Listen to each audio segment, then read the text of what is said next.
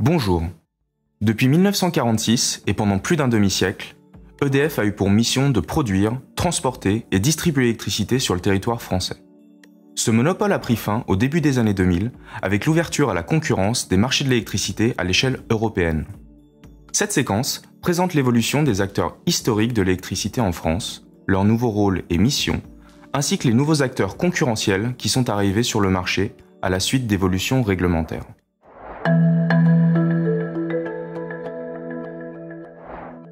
Commençons par un bref rappel historique.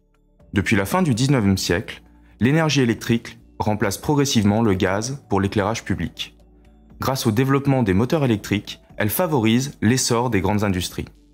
De nombreuses sociétés de production et de commercialisation de l'électricité se développent alors dans toute la France. En 1906, la distribution de l'électricité devient une concession de service public de compétences communales. Certaines de ces concessions se regroupent en 1934 au sein de la Fédération nationale des collectivités concédantes et des régies, la FNCCR, pour développer l'électrification de la France tout en favorisant la solidarité et la cohérence territoriale. Après-guerre, la loi du 8 avril 1946 promulgue la nationalisation de l'électricité au sein du monopole public Électricité de France, ou EDF, qui succède à une mosaïque de 1300 concessionnaires privés pour notamment entreprendre de grands chantiers et reconstruire les réseaux.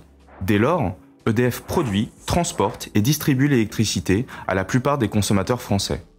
Toutefois, 200 régies qui étaient déjà à un statut public ont été exemptées de la nationalisation et continuent donc d'exercer leur activité.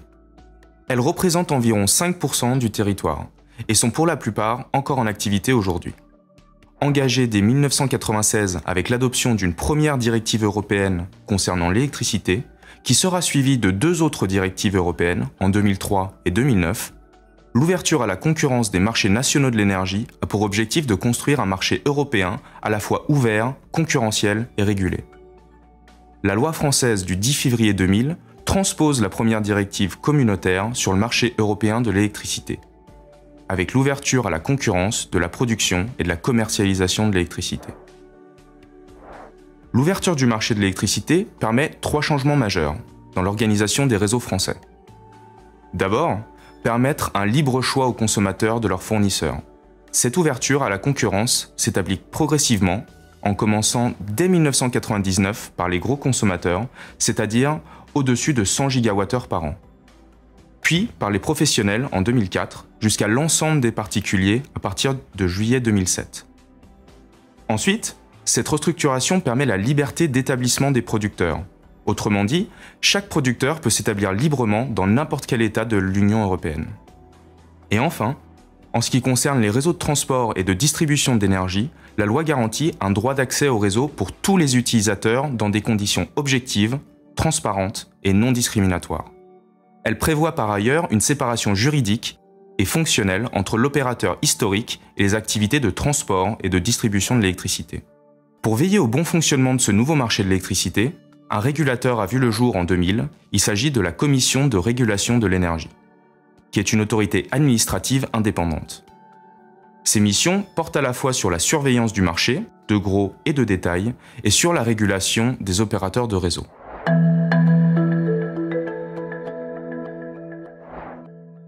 En pratique, la mise en place de ces directives permet de distinguer 4 catégories d'acteurs du système électrique français. Une première catégorie exerce les activités concurrentielles de production, fourniture et commerce de l'électricité.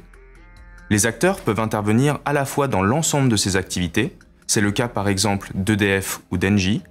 D'autres sont dits pure player, c'est le cas d'Enercop, spécialisé dans la fourniture d'électricité 100% renouvelable.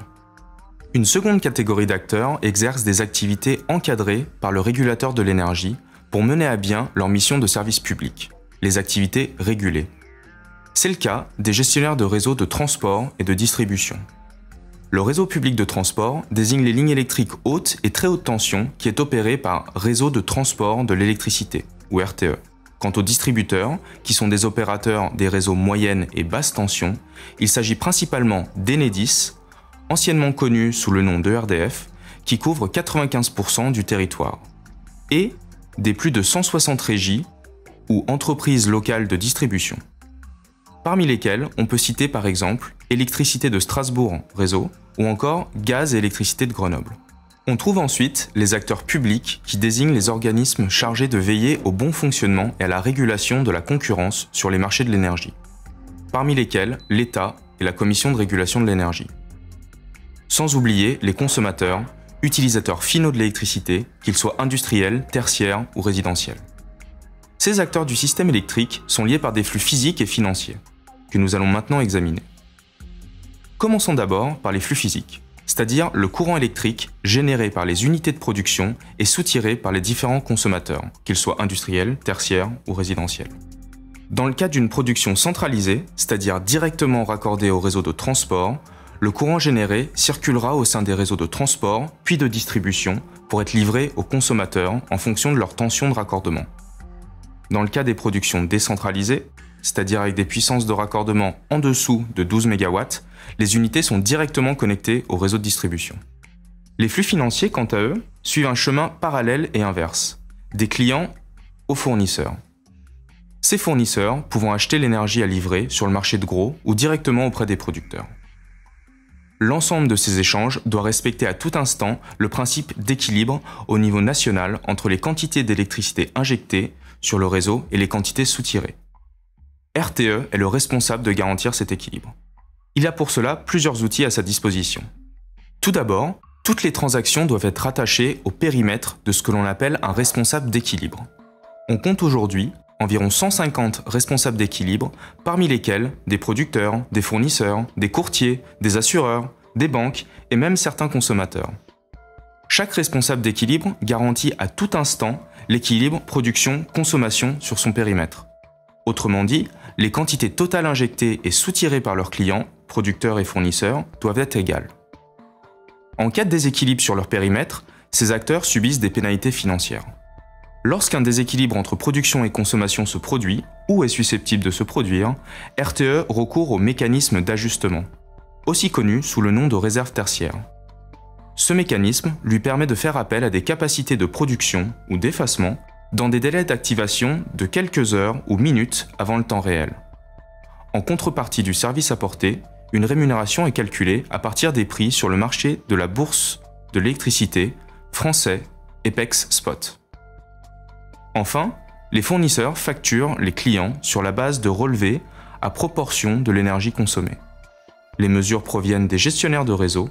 Elles peuvent être sur index ou sur courbe de charge, selon le souhait du fournisseur et les possibilités techniques offertes par le compteur.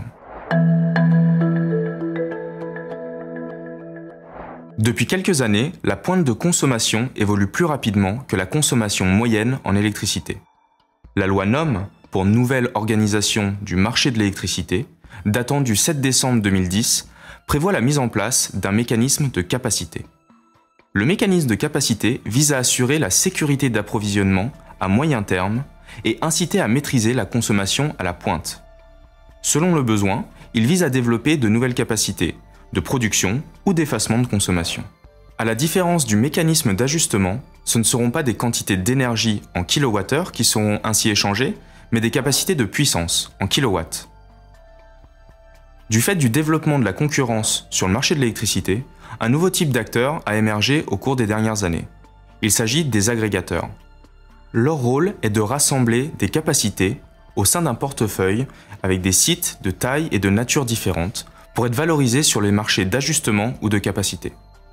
Cela pour permettre à des sites de production ou de consommation d'être valorisés sur les marchés, même si chacun individuellement ne peut pas répondre forcément aux critères pour y accéder, ou n'a pas la capacité opérationnelle de le faire. À l'avenir, il est également envisageable que les agrégateurs puissent intégrer des capacités de stockage d'électricité, que ce soit par la gestion de batteries décentralisées ou la gestion intelligente des véhicules électriques.